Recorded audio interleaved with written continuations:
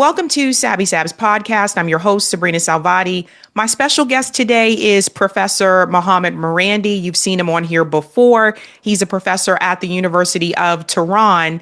Welcome back, Professor Marandi. Hi, Sabrina. Thank you very much for inviting me. It's always a pleasure. Well, these are very interesting times, the way that 2026 is starting off. I'm starting to see similarities with the way things started in 2025.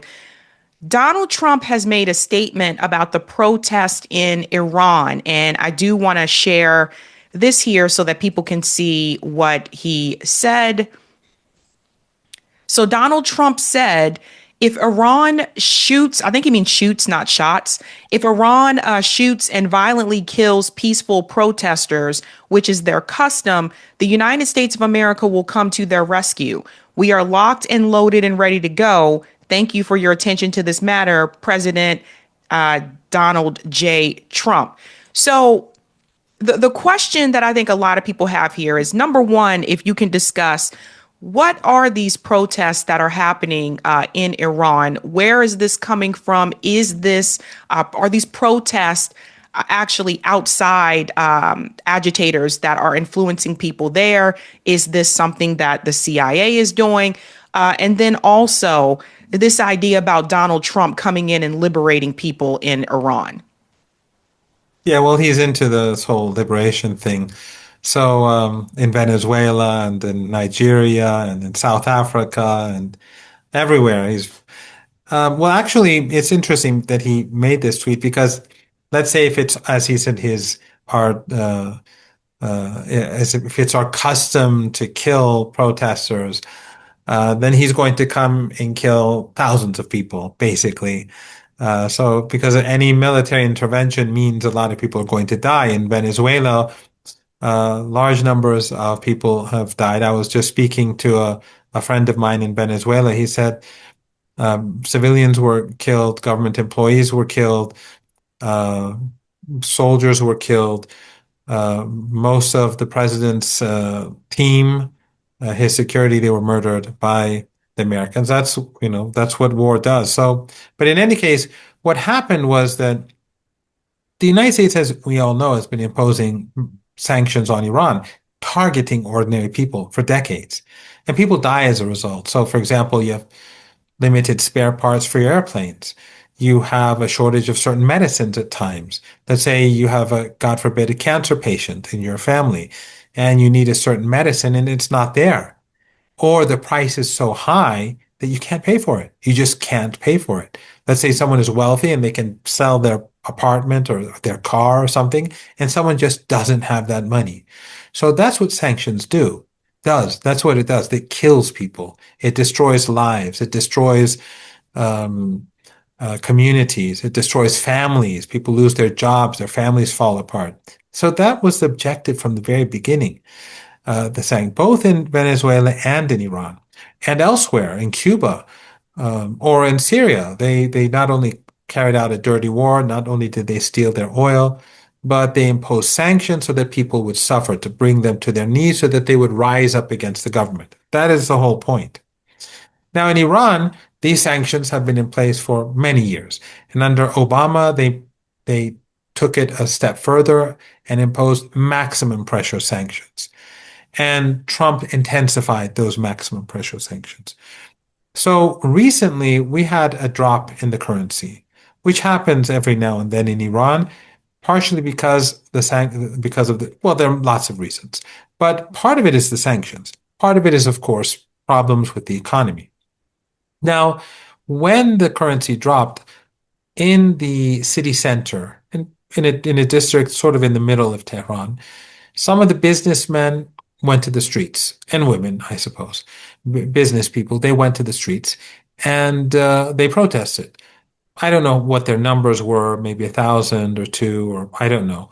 But they were concerned because when the currency goes down like 20, 30%, they sell goods and then they can't buy new goods because they don't have enough money. They sell with a certain profit, and then suddenly the price of the goods goes up a great deal, and they can go bankrupt, or they just don't have customers anymore because the price goes so high that you can't afford certain goods, and so these people can't sell.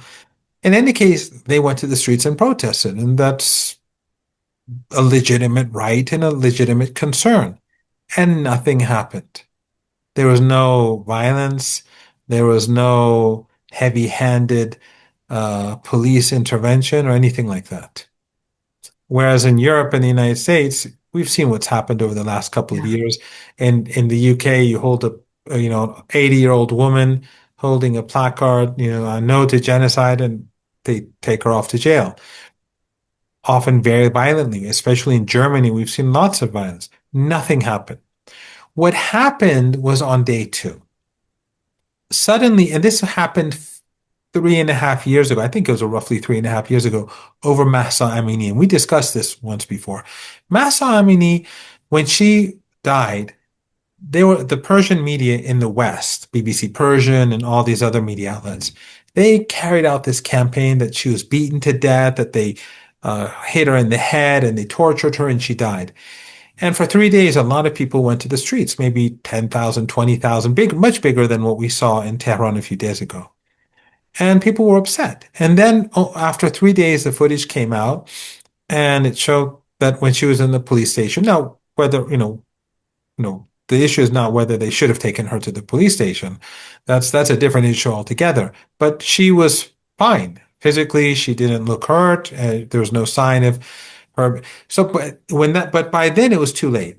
I mean, three people had already come to the streets, but then you had these small groups who infiltrated the peaceful protesters. Back then you had peaceful protests and then the infiltrators after I think the end of day two. Here it was after the end of day one. Those protesters were bigger, these were smaller. Small groups now are also smaller than back then. I guess it's because after the 12-day war, a lot of, infiltration and so on was discovered. So, but a lot of them are small cells that are funded from abroad. And these are not the protesters. The protesters, day one, peaceful. On day two or three, four, there were small protests here and there that were peaceful. But most of what we've been seeing are small groups of people in different towns and city, 50 people, 20 people, 60 people, who are extremely violent. And not all of them, but many of them, it turns out that they are funded from abroad. They get paid with Bitcoin. They get into contact with people abroad through social media, and they carry out violent acts and they film them and they send them to their handlers, and their handlers give them. Often they don't even know each other. They say, you go to this place, have your face covered. You'll be met with, four or five other people, and and then you work together, and then that's how it works. And I've been posting this just like 3.5 years ago. They're extremely violent. One of the tweets that I put out was this man using a flamethrower at the police, and he set a policeman on fire on his motorcycle. Another man threw a Molotov cocktail, or maybe, I don't know, something that was in flames. Someone said it was a plastic tire. It was a tire that they put on fire, and you know how horrible that is. And then the police officer was on fire. And I just posted something a few hours ago where they were beating this police officer to a pulp, and women came to rescue him. And then there's others where they're shooting in the air and they have guns, and so but in the West, through AI, through using old footage, or just like in Venezuela. You saw, I don't know if you've seen today, these huge crowds celebrating, and it turns out this is Argentina, or this was Miami, or it was like a few years ago in Venezuela.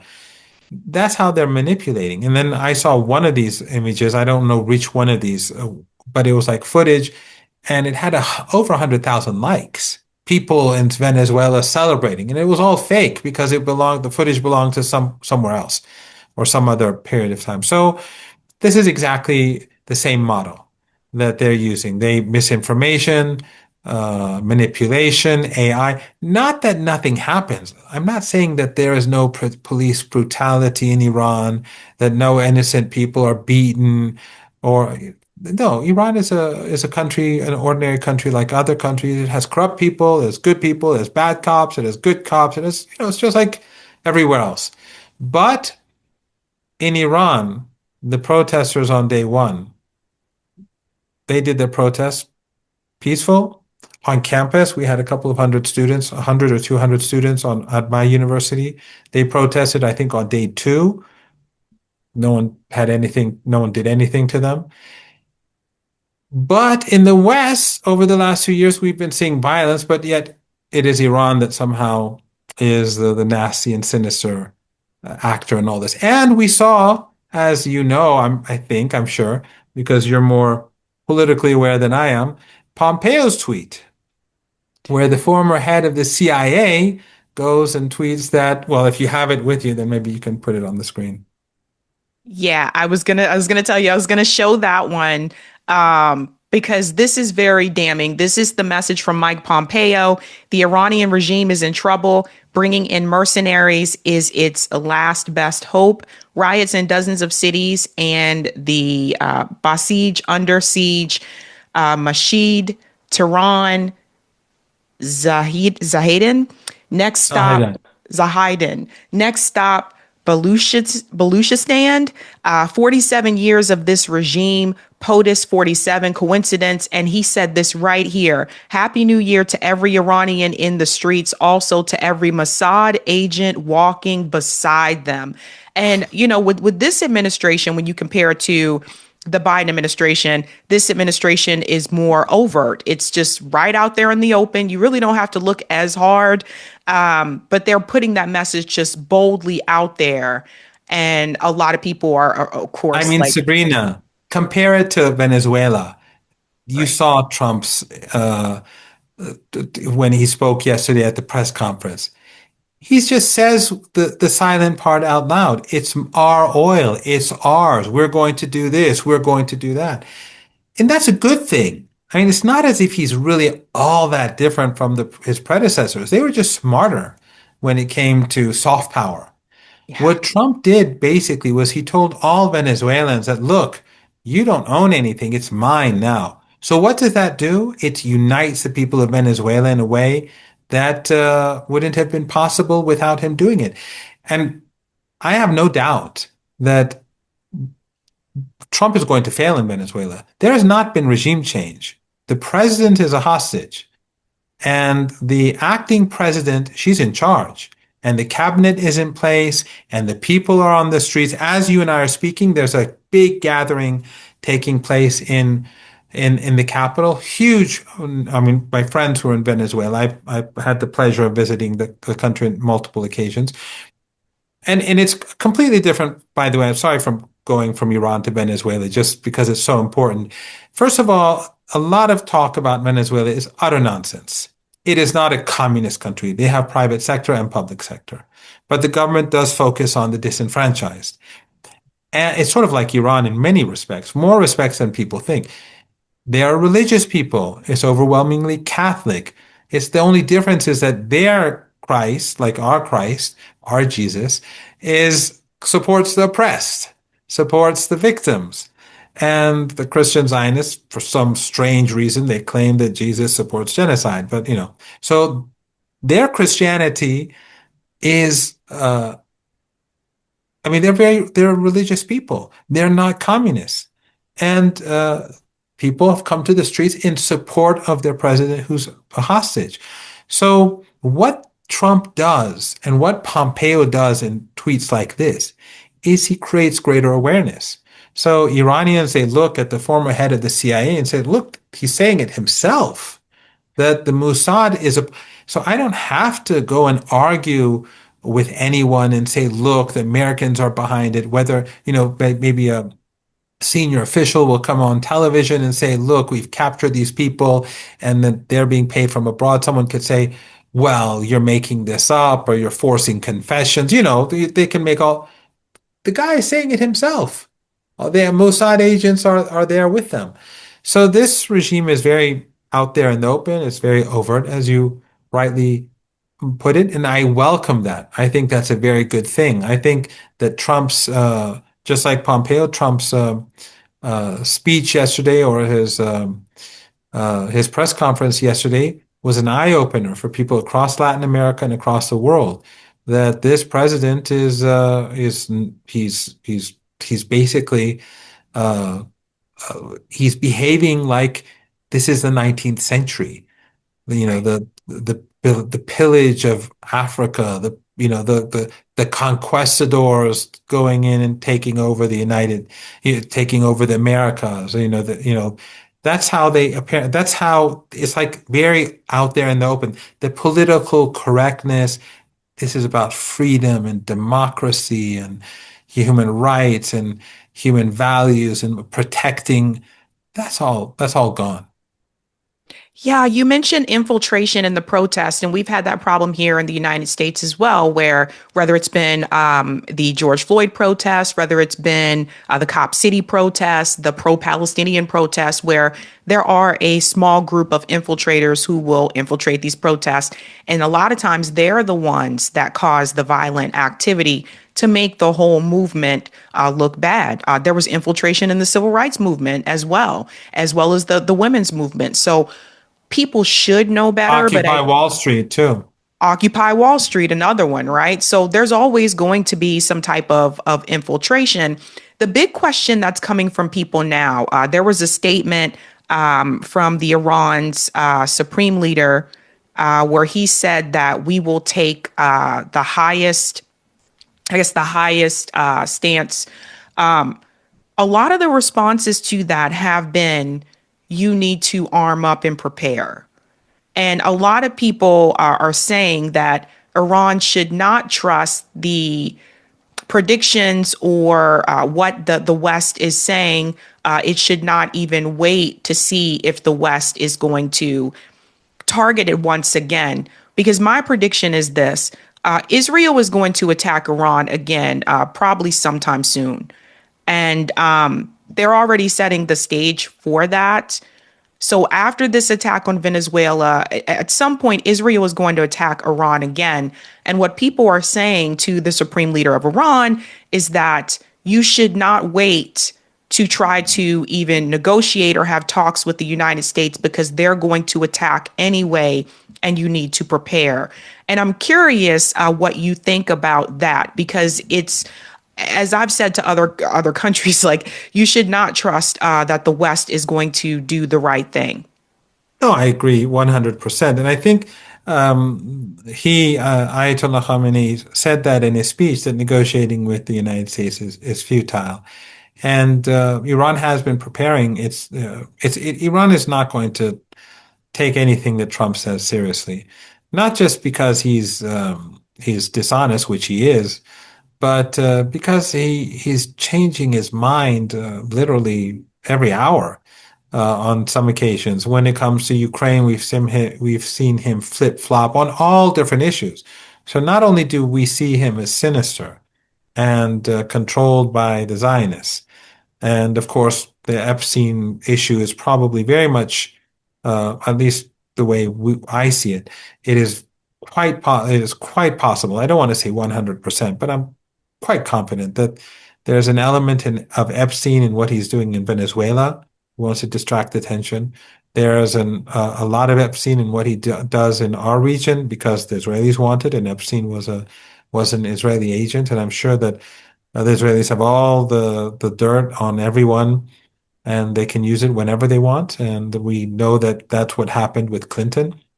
Yeah. But uh, but all that aside, the Iranians are preparing for war, and they're strengthening their offensive capabilities. They're rethinking their defensive capabilities. They're working with countries that are friendly.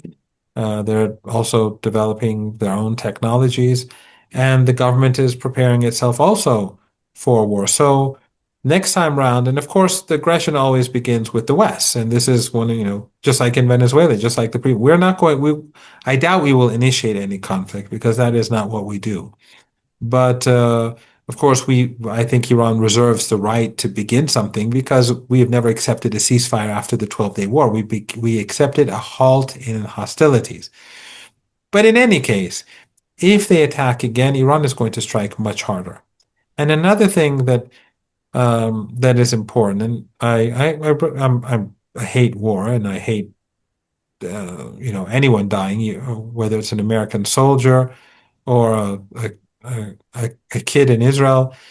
I have no sympathy for Israeli soldiers who serve for this genocide, but American soldiers or any civilians or innocent people, um, I don't like anyone being killed. But Iran's main military defense capabilities is not directed at the Israeli regime. It's directed at the United States. It's directed towards the Persian Gulf and the Indian Ocean because for 3 decades, the Iranians have felt that the American government may attack. You recall Obama saying all options are on the table. This is something that president after president in the United States kept saying. So the Iranians have been preparing for a very long time. So those capabilities that we saw Iran use that forced the Israelis to seek a ceasefire, we saw Steve Bannon, right after the end of the war, say that the real story here is that during the last 3, 4 days, the Israelis were being badly hammered and they needed a ceasefire, and Trump saved them by getting the ceasefire. So they were losing, even though Iran was, caught off guard. And Iran knew they were going to attack, but they didn't know that they were going to attack the capital and attack leaders and try to assassinate the president and other political and military leaders. So Iran's real capabilities that far outweigh what we've seen in the 12-day war is directed towards the United States and those countries in the Persian Gulf that host American bases. And they have many, many tens of thousands of short-range missiles, mid-range missiles, because the Persian Gulf is not very wide. So if there's war with the United States, I mean, last time around, the United States only hit 3 bases. It was one strike. And the Iranians struck back at the U.S. base in Qatar. And despite what Trump claimed, 6 missiles struck and destroyed very sensitive U.S. assets there. That was a small strike on the behalf of the Americans and a proportionate response. If the United States gets into a battle with Iran, then Iran will take out those countries like the tiny countries on the other side of the Persian Gulf that are producing all that oil and gas. They're complicit. They're hosting American bases. And that would mean that energy prices go through the roof. And that would mean a global economic meltdown. Some Americans tell me, well, the United States is self-sufficient in oil. That doesn't help because the people who are producing the oil may make billions of dollars, but at those people who are using gasoline, who get gasoline at the gas station, or who, you are using or heating their homes, their prices will go through the roof, and that will create an economic meltdown. And of course, those who are making a lot of money will also ultimately, when the depression kicks in, they will lose a lot of money too. So the global economy is at risk, and the Iranians are making sure that the United States and the Israeli regime understand this. But we are preparing, and we know that the Israeli regime does not care about the United States. I mean, if it destroys or wrecks the U.S. economy or the global economy, that's not a concern for the Israelis nor Israeli first service in the United States. So Iran has to be prepared to defend itself against U.S. aggression, but it has to be preparing itself against aggression from the Israeli regime. Because even if Iran is prepared to fight back with the United States, the Israeli regime, as I said, they don't care about the U.S. economy or the global economy. They'll sacrifice the United States interests any day. That makes me think about Russia and China. Another thing that people are asking is like, where is Russia and China in all of this, right? Like, China just made a statement that they said they demand that the United States return Maduro. But again, that's just like a strongly worded letter. Maduro just met with Chinese officials. Apparently, that was his last appearance, from what I saw, before he was kidnapped in the middle of the night. So it's only a matter of time before the US government could also try to do the same thing in Russia and in China, like what they did to Maduro. And it's just all it takes is for China to say, you know what, we're not going to cooperate with you economically anymore. We're not going to let you have these rare earth minerals anymore. That's all it takes. And people are just asking, and I want to get your take on this because some people feel as though China and Russia need to come in and help. And then others say, well, they can't do that. They have to worry about their own people. How do you feel about that? Do you feel that it could get to that point where, or do you feel like they should step up more? Or do you feel like they just physically cannot? Well, actually, when it comes to Russia, it is, they have gone further. I mean, from what I understand and from what the information that's out there, it does appear that the CIA was involved in the targeting of the presidential compound, which President Putin goes to. And that, of course, is extraordinarily dangerous and an escalation. So it's gone beyond Iran or now Venezuela. No, I think actually you're right. The Chinese are increasingly getting angry. They are because they know that at the end of the day, so at the end of the day, Sabrina, the United States hates Iran. I mean, the government hates Iran because Iran is opposed to the apartheid regime. This is it. I mean, if Iran gave up on supporting the Palestinian people, Iran would be like Turkey or Saudi Arabia. We would have no sanctions and there would be no problem. The Right. sacrifices that the Iranians are making is for Palestine and all the problems that we've had with the West over the last few decades and all the accusations have to do with Palestine. But in the Russians and the Chinese, they are the main issue. They're the main antagonists for the United States. The U.S. government hates Iran because of Zionism, but their rival in the world is China. And the Chinese know that the end game is to undermine China. Right. So they are concerned. They're deeply concerned. I've actually spoken with Chinese friends today. They're very upset about what's going on in Venezuela, and they feel insulted that right after the meeting between Chinese officials and President Maduro, that this act of war and act of aggression and this kidnapping took place. So what is happening is basically that the United States is isolating itself further and is creating greater convergence between countries like Iran, like Russia, like China. And you can imagine the same happening with certain Latin American countries. And beyond that, I think that people across Latin America are going to be outraged, even in countries that are controlled by right-wing governments that are close to Trump. The fact that Trump goes on television and in the press conferences speaks so like a thug, like a godfather, but not even like a godfather, like a thug about Venezuelan assets, I don't think it's going to go down well anywhere. And I think this is going to hurt the United States. Obviously, the people of Venezuela are going to suffer. People across the region, I mean, the people of Lebanon and Gaza in particular, and Yemen, they've all suffered because of the U.S. aggression and Israeli genocidal, the Israeli genocide. But this is the United States is becoming increasingly isolated, and it's uniting its enemies, not the enemies of the American people, but Trump and the Uniparty. So I don't think it's any of this is good for the United States. And as you rightly pointed out, the Chinese have the rare earth. They have other means to hurt the U.S. government. They can sell the bonds that they own in the United States. There are many things that they can do. It's and this is just not smart. I mean, it's sinister, it's evil, but it's not smart either. Sometimes someone is evil, sinister, and smart, or evil can be smart. But Trump is not behaving smart. Yeah, Israel and Trump are using the excuse that Venezuela is working with Iran.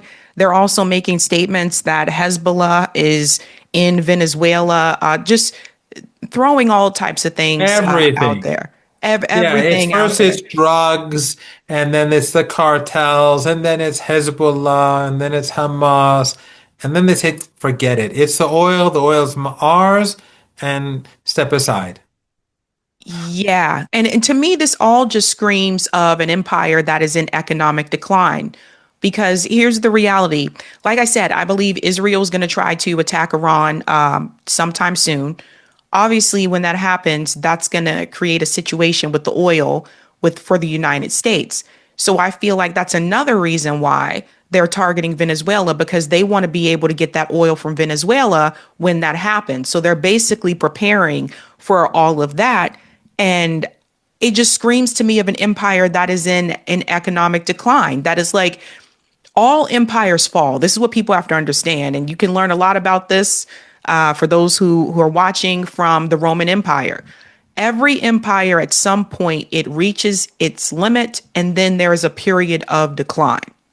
And that is what I see happening here with the United States. And it's really weird to me how some people in the West really believe that Donald Trump cares about the Venezuelans or he wants to help the people in Iran and he wants to liberate all these people when they're not even helping Americans right here. Yeah, and like in Nigeria, for example, he says I'm worried about the Christians, but he's killing Christians in Venezuela. And then, by the way, these extremist groups in Nigeria, like Boko Haram, who are they affiliated to? Boko Haram is Wahhabi, they're Salafi. Who funds these Salafi groups? U.S. allies in the Persian Gulf region, the oil and gas-rich regimes that have been aiding ISIS and Al Qaeda with U.S. consent and full support, as we all know by now. They also that money also goes to groups like Boko Haram. So indirectly, it's the United States government that is guilty of creating these extremist groups, regardless of the fact that what's happened in Nigeria, much of it has nothing to do with Boko Haram even, and it has very often very little to do with religion. It's just tribes fighting over land, and there are many issues in Nigeria. And I have some there. We have quite a few Nigerian students at our university, and some of them have enlightened me a bit about their country. But in any case, yes, you're 100% correct. I think Trump, he wants Venezuelan oil, and this would be even this would potentially be very helpful at a time that there's potential military conflict between Iran and the Israeli regime, or Trump and Netanyahu against Iran. But the problem is, Sabrina, you know, the Nobel War Prize lady, uh, why did Trump not support her as president? I think the reason is not just because she's unpopular, because he's united the nation and she supports intervention, and now people have died. And so people see her as a part of not because she's not legitimate in the eyes of Venezuelans, that's maybe a part of it, but because if she is the president, he has to take her to Venezuela, and then he has to put boots on the ground. As we speak, there are no boots on the ground. The United States, contrary to what Trump is saying, is not in control. The Venezuelan government is very much in control. So if Trump wants the oil, he's going to have to come and get it. The easy part is bombing people and slaughtering people from the air. That's the easy part. But if he wants to control the oil, he has to come and have boots on the ground. He's going to have to bring in tens of thousands of people and spend billions upon billions and probably trillions of dollars. And the Venezuelan people won't let him get away with it. People will the insurgency will begin. And I've been to Venezuela, as I told you. It's a beautiful country, Sabrina. It's a beautiful country. But it's mountains and forests. The worst possible place to fight an insurgency. The worst possible place. Iraq was flat land, and a lot of the south is desert, Right. and which is ideal for the Americans, for the invaders. But even in Iraq, they lost the war. Remember, mission accomplished? Well, how did that finish? Or when they say that the war in Iraq will not cost us anything, we'll make money from the oil. They're saying the same thing again now. They're congratulating themselves for kidnapping Maduro and his wife. And they're saying the oil is ours and that it's not going to cost, Trump said himself, it's not going to cost us anything. Well, we've heard all that before. I don't think this is going to end well in Venezuela. It is not going to end well for the United States, and especially the Israeli regime with Iran. But it's for the American people to wake up, and many have, but more than before, have to wake up and put pressure on Trump and the Uniparty and to bring about real change in the United States. Because why is it that, sometimes these Western journalists say to me, why do people in Iran chant death to America? And I mean, no one walks down the streets and chants death to America, like in a, in a rally or something. Sometimes they talk as if people are just walking down the street chanting death to America. And I said to them that, look, first of all, this is when they say death to America, it's about the US, it's about the empire. It has nothing to do with the American people. It's like when they would say Yankee go home back in the day when I was young, it wasn't like passport holders get on a plane and go. They meant the US government stay out of our affairs, leave our country alone.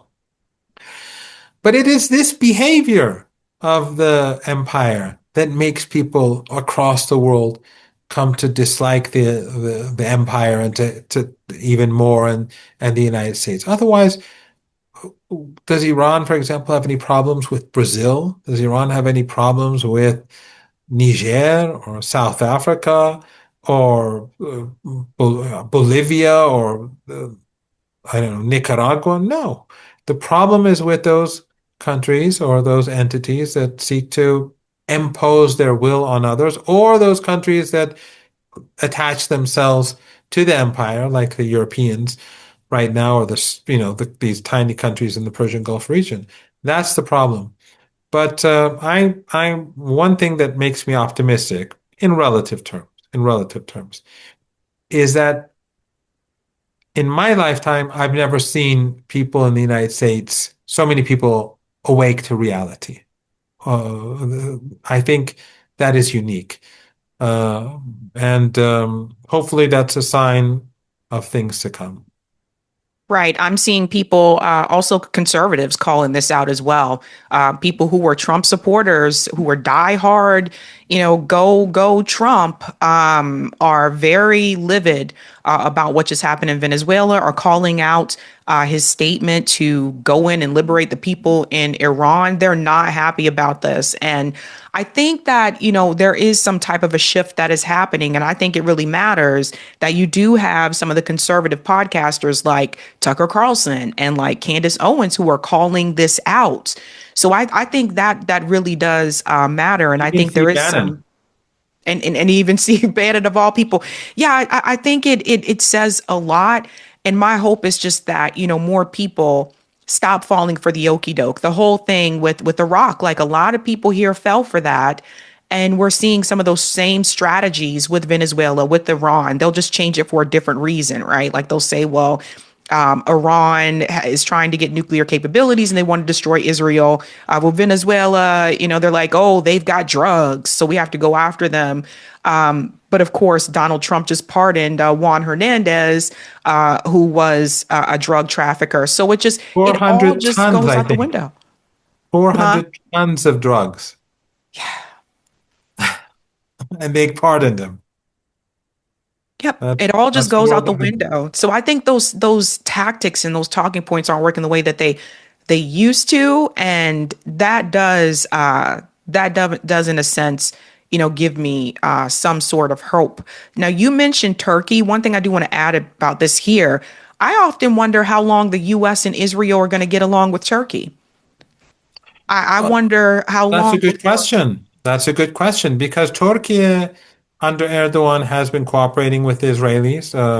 Just in their meeting in the United States, Trump in front of Netanyahu said that Turkey has done a great thing in Syria, and Netanyahu agrees that overthrowing the Syrian government was a good thing. So you know, they've cooperated in Syria for years. Turkey under Erdogan transports oil. The last time I was at Istanbul airport, there were direct flights to Israel just like last year. I'm not sure. I don't think they exist now, but they have all sorts of economic intelligence, cooperation, and of course they have embassies. However, the foolishness of what Erdogan has done in Syria by supporting ISIS and Al Qaeda and these groups, along with Qatar and others, is that he thought he would be able to take Syria, control Syria, and it would be a part of his little mini Ottoman Empire. But the fact is that when push comes to shove, the Washington is always going to be with Israel. If Israel is not going to allow Turkey to gain any foothold in Syria, that that has that harms Israeli regime interests, and we're already seeing that. So now in Syria, Erdogan, not by destroying the country and by killing hundreds of thousands of people through his dirty war and installing an Al Qaeda, well, with the help of the U.S., an Al Qaeda figure who had his love fest with Petraeus, who played basketball with the head of CENTCOM, and who had Trump gave him perfume in the White House. This guy who was installed, he is not going to be able to do anything for Turkey, because he is not going to do anything that Washington doesn't want him to have. So by destroying Syria, Turkey has destroyed a let's say a wall that protected it from the Israeli regime. There was a a wall between Turkey and Israel, and that was Syria.